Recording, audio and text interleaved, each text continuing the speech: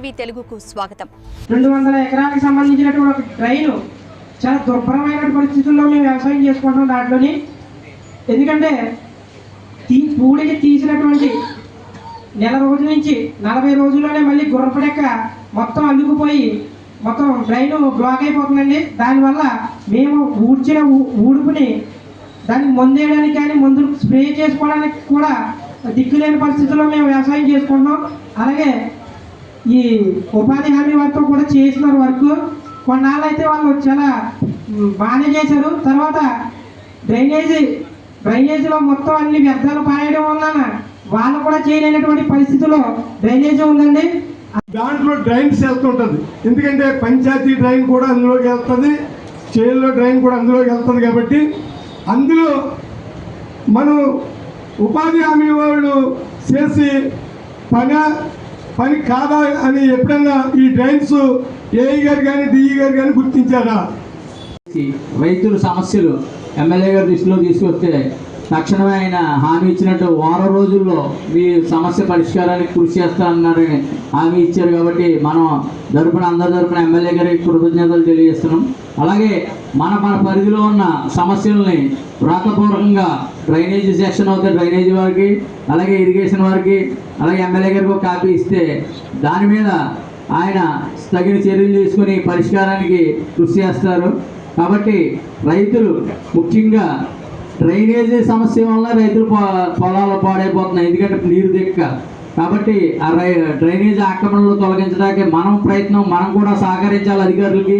ఎందుకంటే అధికారులు వచ్చిన తర్వాత మనమే మళ్ళీ ఫోన్ చేద్దాం ఆక్రమణ తొలగించద్దని. కాబట్టి అలాంటివి ఏమి లేకుండా రైతులందరూ కలిపి అధికారులకు పూర్తిగా సహకరిస్తే మన సమస్యలు చాలా వరకు తీరుతాయి.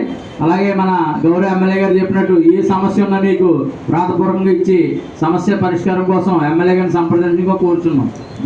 రైతాంగం కోసం ఈరోజు కార్యక్రమాన్ని ఏర్పాటు చేసి మేలు చేయాలనే సంకల్పంతో ఏర్పాటు చేయడం జరిగింది. దీన్ని రైతు సోదరులందరూ సద్వినియోగం చేసుకోండి. పనిచేసే నాయకులు మనం దగ్గర ఉన్నారు, పని చేయించుకునే అవకాశం మనకు వచ్చింది.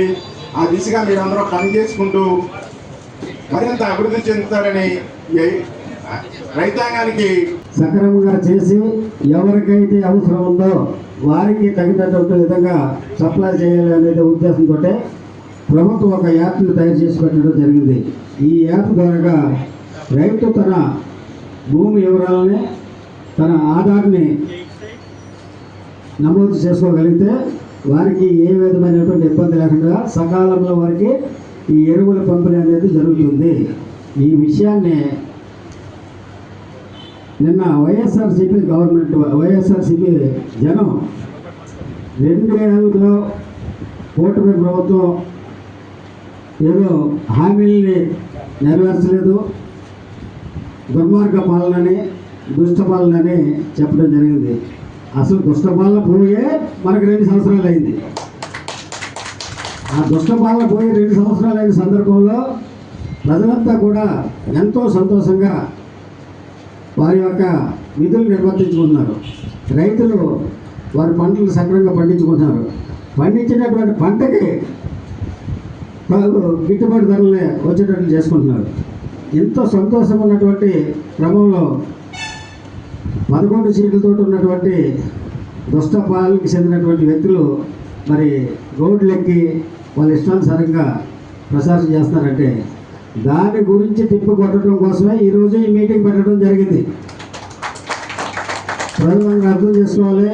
రైతులు గత ప్రభుత్వంలో ఎంత ఇబ్బంది పడ్డారో ధాన్యం కొనుగోలు విషయంలో కానీ, పంటలకి సాగునీరు అందించడంలో కానీ, ప్రజలకు తాగునీరు అందించడంలో కానీ, ఈ అన్నిటి విషయాల్లో ప్రజలు ఎన్నటువంటి ఇబ్బందులు పడ్డారో అదేవిధంగా